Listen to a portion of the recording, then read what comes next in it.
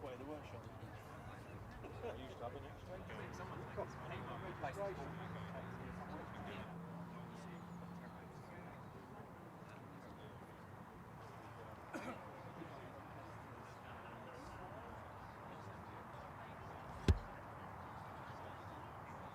So Steve, what's the car?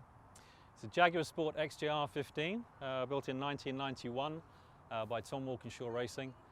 It's got a V12 in the back and it's based on the Le Mans winning XJR-9, the one Le Mans in '88 and 1990.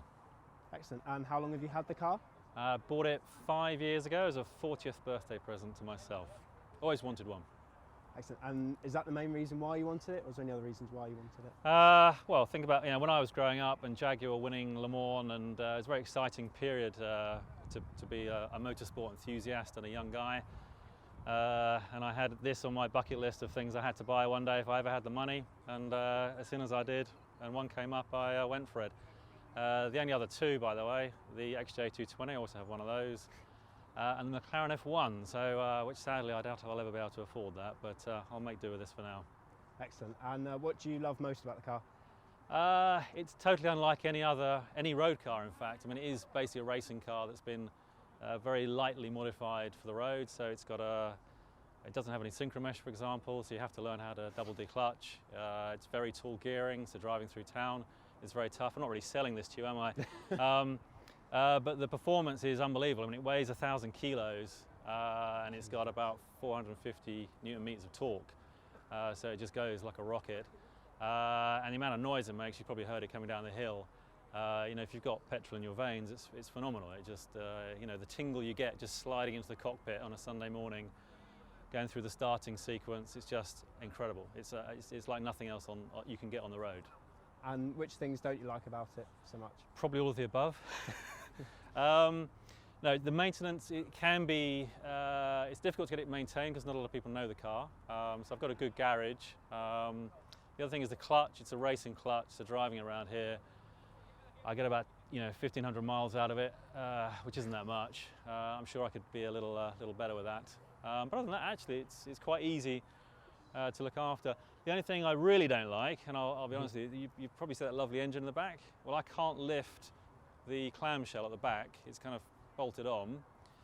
Just like actually the modern cars, they don't let you get to the engine. Same with this. So I've had some modifications made so I can get into it from above.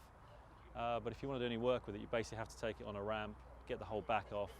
It takes 2 or 3 guys. That's anything I don't like. Okay. Otherwise, I'd love to show you the engine, And kind of from that, how are the costs with the car? You're talking about 1,500 quid for an annual service, to keep it fresh and ready for the road. But like all cars like this, you've got to look after the tanks. It has the specialised bag tanks. They're very expensive, about 10 grand.